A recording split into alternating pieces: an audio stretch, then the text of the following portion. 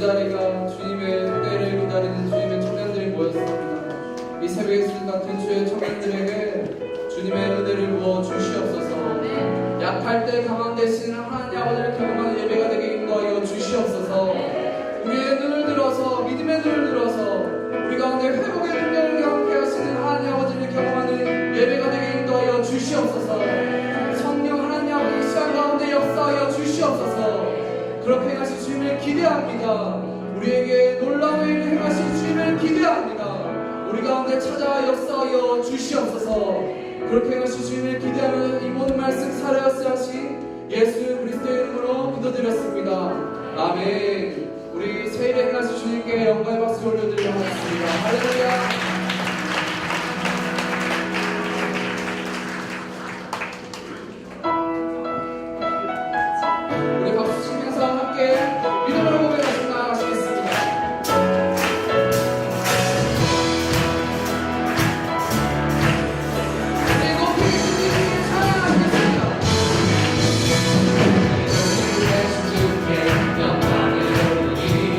영원하신 이여 또 하늘의 주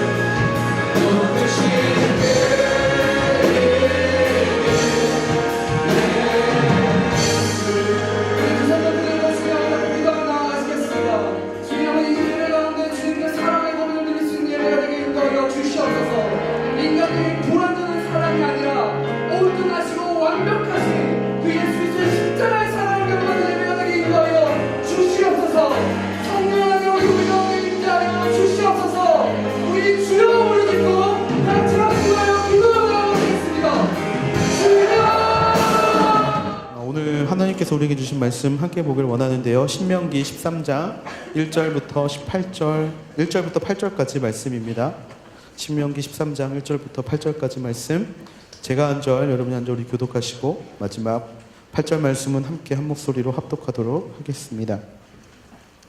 예언자나 꿈으로 예견하는 사람이 너희 가운데 나타나 내게 이적이나 기사를 보이고 또 그가 말한 이적이나 기사가 일어나 그가 내가 알지 못하는 다른 신들을 쫓아가서 그들을 섬기자고 해도 너는 그 예언자나 꿈 이야기를 하는 사람의 말에 귀 기울이지 말라. 그것은 너희 하나님 여호와께서 너희가 너희의 온 마음과 영혼으로 너희 하나님을 사랑하는지 알아보시려고 시험하시는 것이다. 너희는 너희 하나님을 따르며 그분을 경외하고 그분의 명령을 지키며 그분께 순종하고 또 너희는 그분을 섬기며 그분을 단단히 붙들라. 그 예언자나 꿈꾸는 사람은 죽임당해야 할 것이다. 너희를 이집트에서 이끌어내어 너희를 그 종살이하던 땅에서 구해내신 너희 하나님 여호와께 그가 반역을 선포했고 너희 하나님 여호와께서 내게 명령에 따르라고 하신 그 길에서 배반하게 하려고 했기 때문이다. 너희는 너희 가운데서 그 악한 것을 제거하라.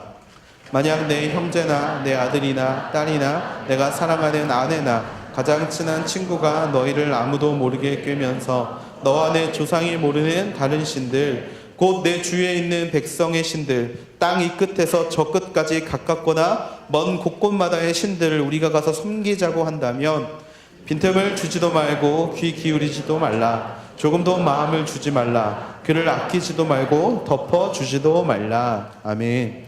네, 오늘 이 말씀으로 하나님께서 저 여러분에게 은혜 주시기를 원합니다. 네, 파트타임 교역자로 섬기다가 처음에 풀타임으로 섬기게 됐던 곳이 바로 여호수아 공동체라는 곳이었습니다. 양재 4시에서 예배드리는 공동체인데요. 사실 온누리 교회에서 풀타임으로 섬길 수 있다라는 그런 기회를 갖게 됐다라는 건 사실 저에겐 굉장한 좀 부담이었어요. 왜냐하면 작은 교회를 거의 10년 가까이 섬기다가 이제 온누리 교회라는 어떻게 보면 밖에서 보기에는 굉장히 큰 규모의 교회를 섬기게 됐는데 잘하는 게 하나도 없는 거예요.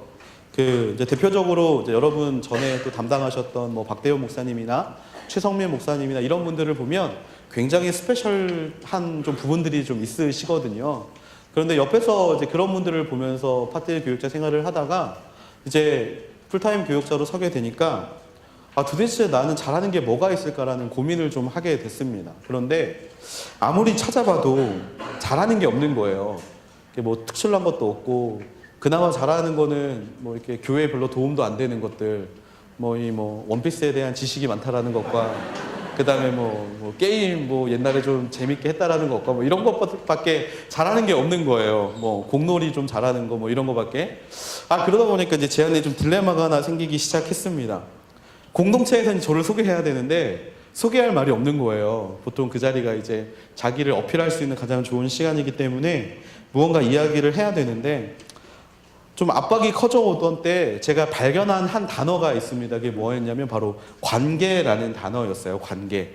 그래서 사람들이 저한테 네가 잘하는 게 뭐야? 라고 물어봤을 때 대답할 수 있는 게 이게 되겠구나 라는 마음을 가지고 이제 그것들에 대해서 생각을 했던 적이 있습니다. 교회 사역이 많다 보니까 이제 교회가 좀 일적으로 돌아가는 부분이 있는데 이런 교회에 이제 저는 일을 잘 못하니까 관계라도 좋아야지 하면서 관계적인 사람이 되면 좀 교회에 쓸모가 있지 않을까라는 생각을 가지고 있었는데요. 이제 자기소개하는 시간이 가까이 왔는데 이제 처음으로 거기는 리더십들만 거의 500명 가까이 되거든요. 그러니까 처음으로 그 앞에 딱 서가지고 말을 하려고 마이크를 잡았는데 머리가 하얘진 거예요. 제가 이렇게 가끔 실수하잖아요. 하늘대학부, 뭐 허브대학부라 그러고 막 이렇게 아직도 좀 긴장돼서 좀 그러는 부분이 있는데 처음 쓰게 된 그 500명이라는 숫자 앞에서 제가 이제 얼음이 돼버린 거죠. 앞에 사람들은 너무 말을 잘했는데 갑자기 이제 그때부터 아무것도 생각이 나지 않고 관계라는 말만 생각이 나는 거예요. 관계. 그러다가 이제 제가 이렇게 이야기를 해버렸어요. 여호수아 공동체에 오게 돼서 너무 감사하다. 저는 기존의 온누리 교육자와는 달리 관계 중심적인 사람이다. 앞으로 저와 즐거운 관계를 많이 만들어갔으면 좋겠다. 이렇게 이야기를 해버렸어요. 얼핏 들으면 뭐가 잘못됐는지 잘 모르겠죠. 근데 제가 이 이야기를 하니까 이제 지체들이 갑자기 보통 끝나면 박수를 쳐주는데 순간 혀를 차기 시작하는 거예요. 이제 네 인생 꼬였다, 너 꼬였다. 이렇게 같이 서 있는 교육자들도 저를 보면서 너 지금 뭐 하는 거냐라는 표정을 딱 보면서 내가 뭘 잘못했는지 모르고 내려왔는데 두 가지를 잘못을 했더라고요. 첫 번째, 사회생활을 시작하는데 이제 어떻게 보면 이 직장 생활을 시작하는데 거기에서 밉보이게 된 거죠. 기존 온누리 교육자들은 전혀 관계적이지 않다라는 말을 제가 한 거예요. 그 사람들은 일만 하는 사람들이고 나는 이제 관계 중심적이니까 나랑 재밌게 놀자라는 말은 다른 교육자들 다 무시하고 저 혼자 잘났다라는 이 뉘앙스의 말이 돼 버린 거예요. 순간 이제 김동수 목사님이 저를 굉장히 당황스러운 눈빛으로 쳐다보셨죠. 근데 감사하게 사랑이 넘치시는 분이다 보니까 그 상황을 모면하게 해 주셨어요. 관계라는 이름이 이제 사실 저는 굉장히 관계 중심적이다 보니까 누가 마음 어려워하는 걸 보는 걸 굉장히 어려워합니다. 근데 그거에 함몰되어 있다 보니까 했던 그 실수들 때문에 이 관계라는 말에 대해서 굉장히 좀 많은 좀 상처를 좀 받기도 했었거든요. 관계의 말씀을 드리는 이유는 무엇이냐면 하나님은 우리에게 이 관계를 분명히 축복으로 주셨어요. 축복으로 주셨는데 이 관계가 잘못 사용하게 되면 하나님과 우리를 가로막게 되는 담벼락이 된다라는 사실입니다. 관계라는 단어는 매우 중요한 단어예요. 왜냐하면 우리 모두는 관계를 맺고 있기 때문에 그렇습니다. 여러분 옆에 보이시는 사람들과 여러분은 관계를 맺으면서 살아가고 있고요. 하나님이 만들어주신 이 땅의 모든 것들, 자연, 또 여러 가지 동식물들, 그리고 우리가 함께하는 모든 것들과 우리는 관계를 맺어가고 있습니다. 어떤 사람들은 이렇게 말할 수 있을지 모르겠어요. 사람이 관계를 맺는 게 당연한 것이라면 그 히키코모리 같은 애들은 도대체 그러면 사람이 아닌 거냐라고 이야기하실 수 있겠어요. 히키코모리가 뭐냐면 은둔형 외톨이가 이제 히키코모리라고 불리우는 이제 족속들인데 이제 네 미안해요. 네, 제가 이제 이런 족속이었어가지고 그 혼자 방 안에 갇혀가지고 밖에 절대 나오지 않고 혼자 자기만의 재미를 추구하는 사람들을 보통 히키코모리라고 합니다. 그런데 이 사람들도 사람들과 관계를 맺지 않는 것처럼 보일지 모르겠지만 이 사람들이 그 안에서 하는 모든 행위들도 사람들과의 관계가 있다라는 거예요. 게임을 하게 되면 같이 하는 사람들이 있을 것이고 만화책을 보면 또 그 가운데 그 만화를 만든 사람들과의 소통을 하는 것이거든요. 그리고 또 뭐 피규어 같은 거를 가지고 놀고 뭐 또 이런 것들을 가지고 노는 사람들은 그것을 창작한 사람들의 생각을 함께 나누고 관계를 맺는 것이라는 겁니다. 이 관계라는 것은요, 재밌는 건 우리들끼리 만드는 우리들의 언어가 아니라는 거예요. 이거는 하나님께서 우리에게 주신 한 가지 축복 중에 하나라는 겁니다. 창세기 2장 18절에서 19절을 우리 같이 한번 보면 좋겠는데요. 창세기 2장 18절에서 19절 같이 한번 읽어볼게요. 시작. 여호와 하나님께서 말씀하셨습니다. 사람이 혼자 있는 것이 좋지 않으니 내가 그에게 알맞은 돕는 사람을 만들어 주겠다. 그래서 여호와 하나님께서 흙으로 온갖 듬질승들과 공중의 온갖 새들을 다 빚으시고 그것들을 아담에게로 데려오셔서 그가 어떻게 이름을 짓는지 보셨습니다. 아담이 각 생물을 무엇이라 부르든지 그것이 그의 이름이 됐습니다. 아멘. 하나님이 세상을 만드시고 그 세상과 아담을 만드셨는데 아담에게 주신 첫 번째 사역, 첫 번째 명령이 무엇이었냐면 세상과 관계를 맺으라라는 것이었어요. 어떤 식으로 관계를 맺었냐면 바로 이름을 지어줬다라는 것이죠. 아담이 태어나자마자 하나님은 자연을 보여주셨고 그 자연 가운데 동식물들을 통해서 아담이 이것들을 어떻게 이름 짓는가를 보시기를 원했다라는 겁니다. 아담은 각종 생물들의 이름을 지어줬어요. 그리고 그 이름을 지어준 동시에 그것들과 관계를 맺게 되었다라는 것이죠. 또한 하나님이 아담을 만드시고 혼자 있는 게 좋아 보이지 않으니까 하나님이 또 다른 사람을 허락하신 게 바로 하와라는 사실을 우리는 너무나 잘 알고 있죠. 결국 사람은 사람과 서로 관계하면서 하나님이 이 땅 가운데서 서로 연합하여 관계함으로 하나님을 찬양하기 원하시는 도구로 창조되었다는 사실을 우리는 기억해야 한다라는 것입니다. 이 관계성은요, 하나님은 분명히 저와 여러분에게 주신 놀라운 축복임을 믿습니다. 이 관계 안의 축복은 하나님께서 처음 인간을 만드신 그때뿐만 아니라 오늘을 살아가고 있는 우리가 누려야 될 동일한 축복이라는 것이죠. 친구들과의 관계, 이 관계에서 하나님을 누리시게 되기를 바랍니다. 또한 부모님들, 또 여러 친지들, 또 우리 가족들과의 또 관계 가운데 많은 축복을 누리시게 되기를 바랍니다. 그런데 이 인간이요, 이 하나님께서 주신 이 축복, 특별히 이 축복을 하나님을 위해 사용해야 하는데 다른 것을 사용해 버렸다라는 게 이 신명기에서 말씀하고 계시는 문제라는 것입니다. 관계성이 하나님이 주신 것이라면 선하게 주셨으니 선하게 돌려드려야 하는데 그 선하게 돌려드리지 못하는 게 바로 인간들의 실수라는 것이죠. 성의 문제가 있습니다. 성의 문제. 하나님은 분명히 결혼한 부부에게 주신 게 이 성의 축복이죠. 이 관계의 축복이라는 겁니다. 그런데 결혼하지 않은 관계들 가운데서 이 성적인 타락함을 경험하고 이 음란함을 경험하게 되면 제일 먼저 우리 마음을 어렵게 하는 게 바로 이 관계의 어려움이라는 거예요. 축복의 도구로 두신 것을 우리가 쾌락의 도구로 사용했을 때 그것은 우리에게 더 이상 선한 게 아니라 악한 것이 되어버린다라는 겁니다. 축복이 아니라 저주가 되어버린다라는 것이죠. 또한 물질의 문제가 있죠. 좀 포괄적으로 이야기하면 복의 문제가 있어요. 하나님은 분명히 정말 우리에게 이 복을 통하여서 하나님을 증거하고 또 하나님을 세상 가운데 전하라는 목적으로 우리에게 물질을 주셨는데 이 물질을 나를 위해 사용하게 되는 순간 이것이 하나님께서 주신 축복이 아닌 저주로 빠지게 된다는 것, 여러분들 너무나 많이 경험하고 계시지 않습니까? 서로 연합하면서 나누도록 주신 축복을 나를 위해 사용하게 될 때 분명히 하나님과의 관계가 어그러지고 하나님께 주신 것을 바로 사용하지 못하는 모습이 우리의 모습이 된다라는 것입니다. 특별히 이 관계라는 축복, 이 관계라는 축복을 통해서 우리가 알 수 있는 것 첫 번째는 무엇이냐면요, 사단의 유혹은 바로 이 관계에서 시작될 때가 많다라는 것입니다. 우리 6절에서 8절까지, 오늘 본문 6절에서 8절까지 말씀을 같이 한번 볼게요. 시작. 만약 내 형제나 내 아들, 딸이나 딸이나 내가 사랑하는 아내나 가장 친한 친구가 너희를 아무도 모르게 꿰면서 너와 내 조상이 모르는 다른 신들, 곧 내 주위에 있는 백성의 신들, 땅 이 끝에서 저 끝까지 가깝거나 먼 곳곳마다의 신들을 우리가 가서 섬기자고 한다면 빈틈을 주지도 말고 귀 기울이지도 말라. 조금도 마음을 주지 말라. 그를 아끼지도 말고 덮어주지도 말라. 하나님이 주신 귀한 관계라는 축복이 사단이 유혹으로 사용하게 되는 도구가 될 수 있다는 것을 우리가 함께 본 6절에서 8절 말씀은 우리에게 증거하고 있습니다. 특별히 가족이나 친구들, 또 가족이나 친구들이 함께 죄를 짓는 관계로 빠지게 된다는 것을 우리에게 이야기를 하고 있죠. 형제나 아들, 딸, 사랑하는 아내, 또한 가장 친한 친구라는 표현은요, 우리와 특별한 관계를 맺고 있는 모든 사람들을 통칭합니다. 직접적으로는 우리의 가족들을 이야기하기도 하고요, 멀리는 여러분 주변에 있는 가까운 관계에 있는 모든 사람들을 통칭하기도 합니다.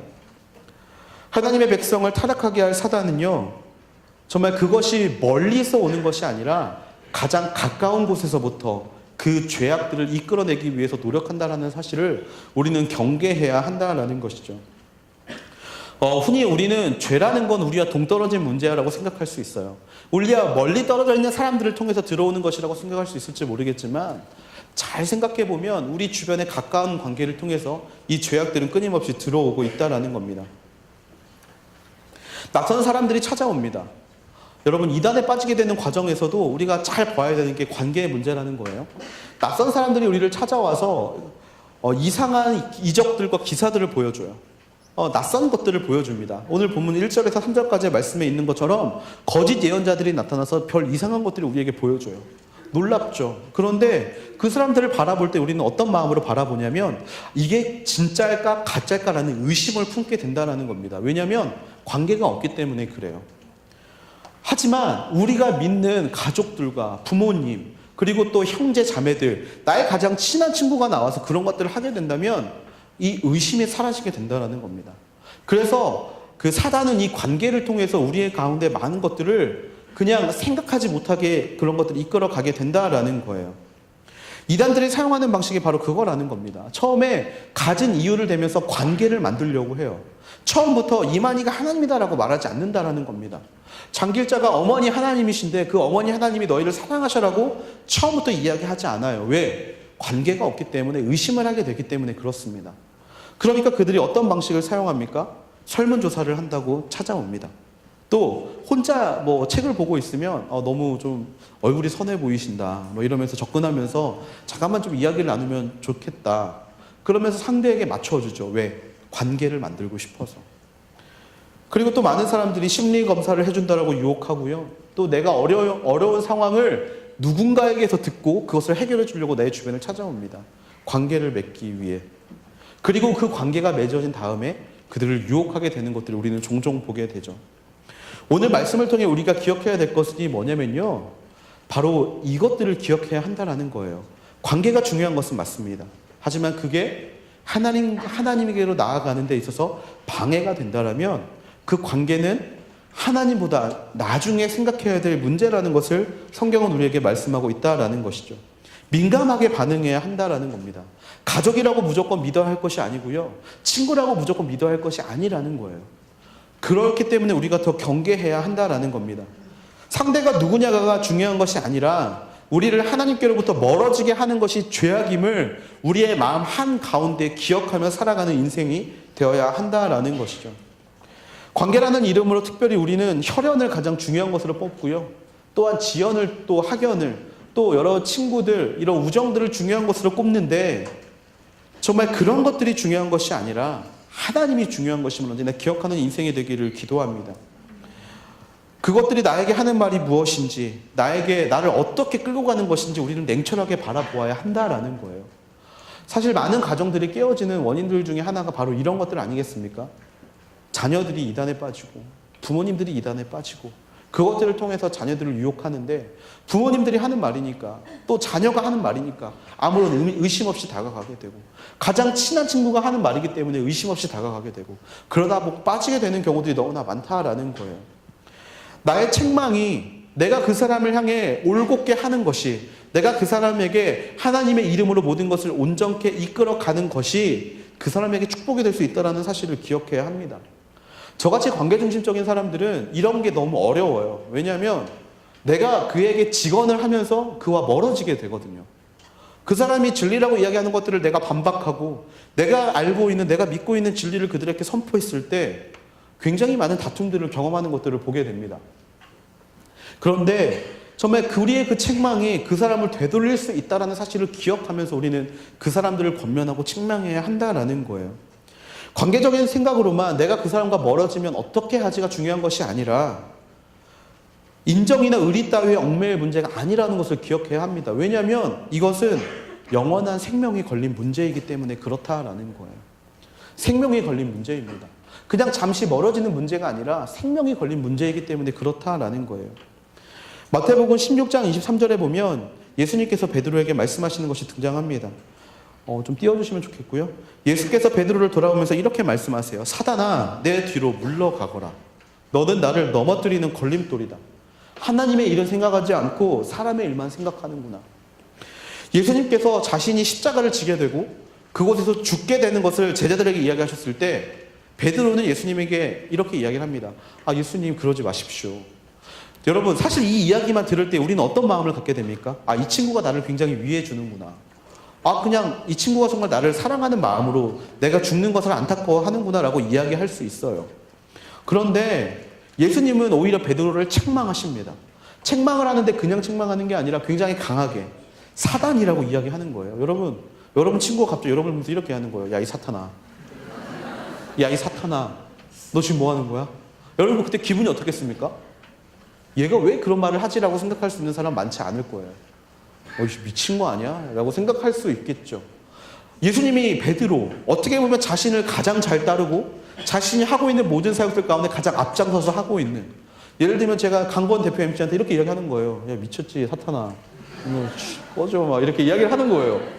그러면 건이 마음이 어떻겠습니까? 상처를 받게 되죠. 상처 받을 수밖에 없어요.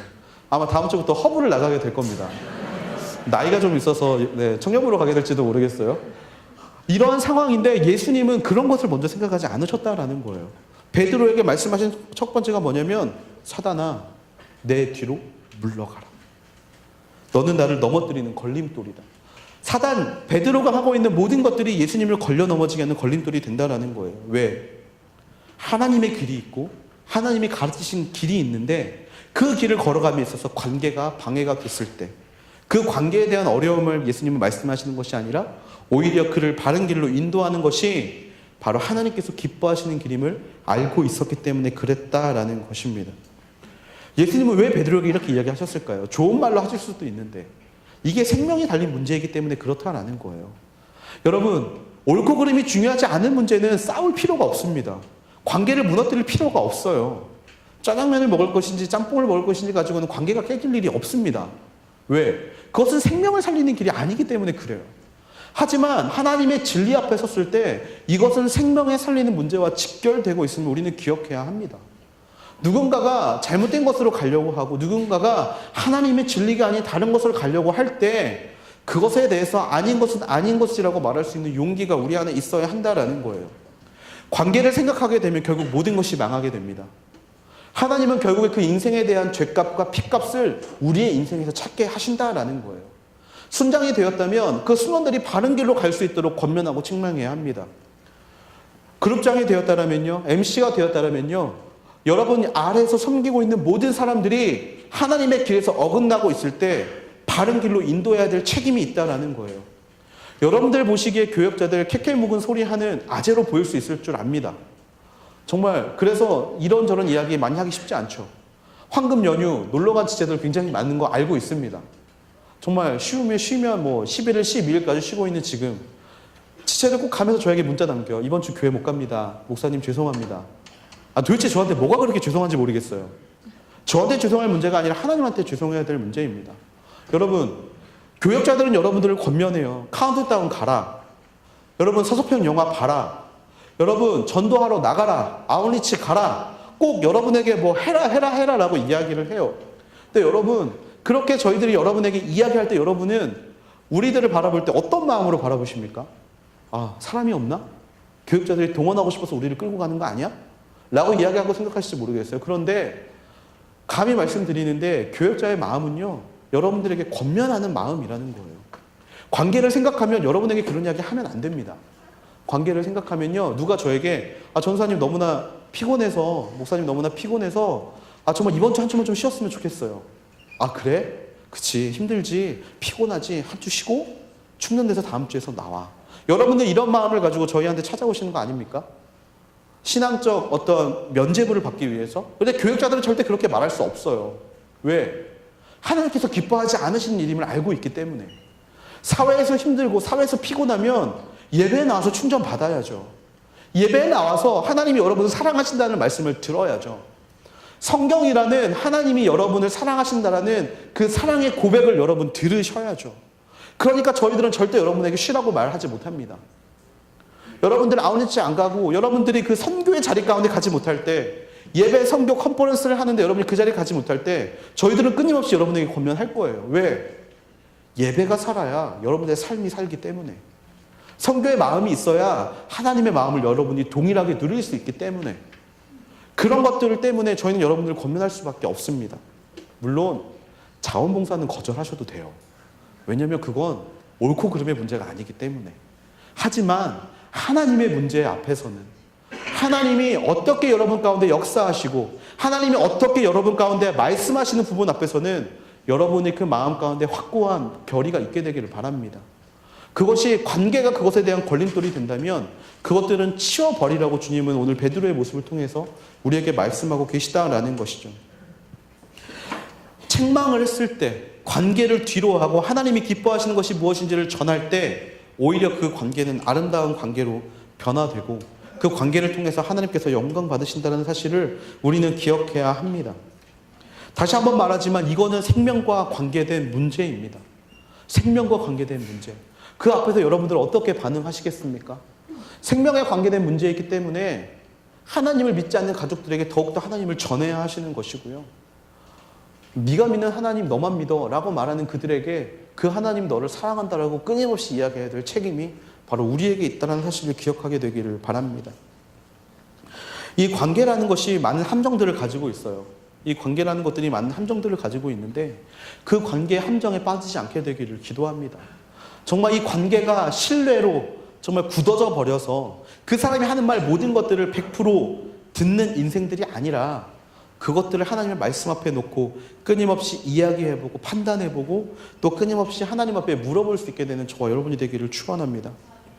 이 신앙의 문제 앞에서 이 관계의 신뢰를 내려놓게 되었을 때 사실 아픔이 있을 수 있습니다. 아픔이 있을 수 있어요. 관계의 아픔 분명히 있을 수 있습니다. 그리고 실제로 지금도 이 관계의 문제 때문에 부모님과 말 안 하는 지체들도 있고요. 또 이 문제들 때문에 자녀들을 끊임없이 찾아다니고 계시는 부모님들도 있습니다. 관계는 아픔을 동반합니다. 하지만 그것보다 더 중요한 것이 생명인지, 그것보다 더 중요한 것이 바로 하나님께서 말씀하시는 생명인지 우리는 끊임없이 이야기를 해야 한다라는 것이죠. 오늘 본문에 들어있지 않지만 9절 이하의 말씀에 보면요, 이런 말씀이 있어요. 그를 반드시 죽여라.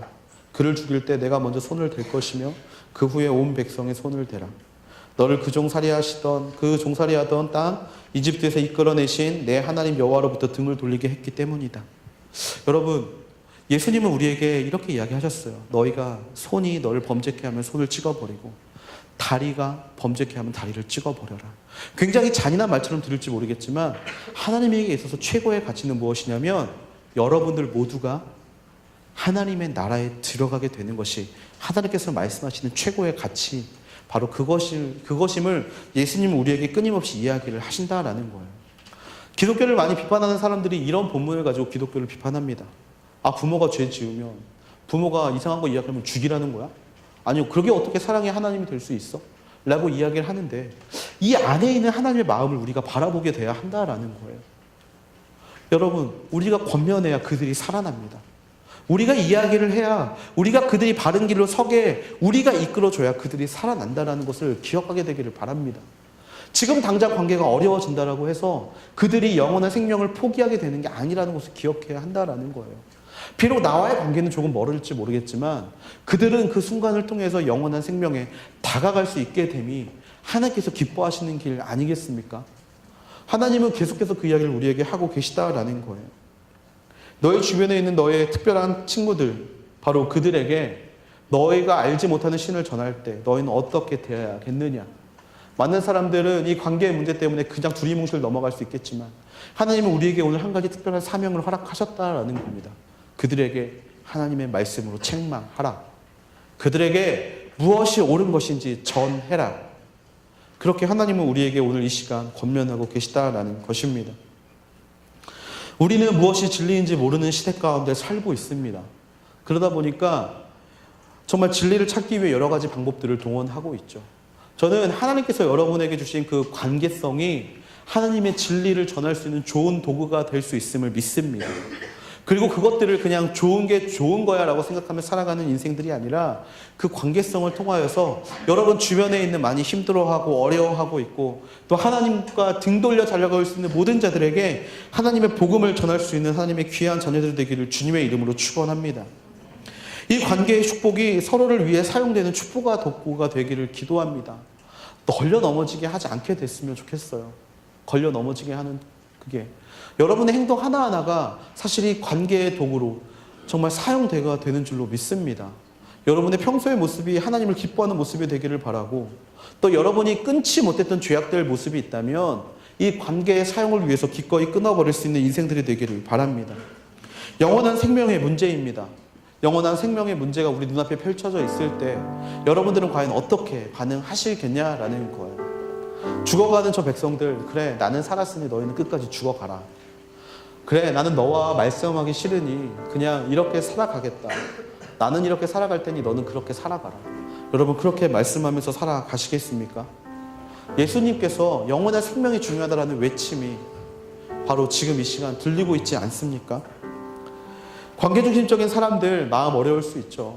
정말 그 관계가 어려워짐이 삶이 부정되는 것들을 경험할 수 있게 되는 거 알고 있습니다. 하지만 그것보다 더 중요한 것은 그 영혼을 향한 하나님의 생명의 부르짖음임을, 하나님의 생명의 외침임을 언제나 기억하며 달려갈 수 있는 인생들이 되기를 축원합니다. 진정한 기적은요, 사람의 마음이 바뀌는 것이 기적임을 믿습니다. 여러분 관계들을 통하여서 하나님이 축복으로 주신 여러분의 그 관계를 통하여서 정말 여러분의 주변에 있는 여러분과 관계 맺은 모든 사람들의 마음이 변화되고 함께 한 목소리로 하나님을 찬양할 수 있는 기적, 바로 그 기적을 오늘 이 시간 가운데 함께 누릴 수 있게 되는 저와 여러분이 되기를 기도합니다. 영원한 생명이 우리 눈앞에 펼쳐져 있습니다. 우리 앞에, 그들 앞에 펼쳐져 있습니다. 관계성이 중요한 것이 아니라 하나님의 말씀이 중요함을 언제나 기억하며 달려갈 수 있는 우리 사랑하는 하늘대학교 되기를 주님의 이름으로 축원합니다. 우리 이 시간에 함께 기도하기를 원하는데요, 우리 이 시간 먼저 이렇게 기도했으면 좋겠습니다. 하나님, 진짜 좋은 것이 무엇인지 깨닫는 우리들이 되게 하여 주시옵소서. 진짜 중요한 것이 무엇인지 깨닫게 되는 우리들이 되게 하여 주시옵소서.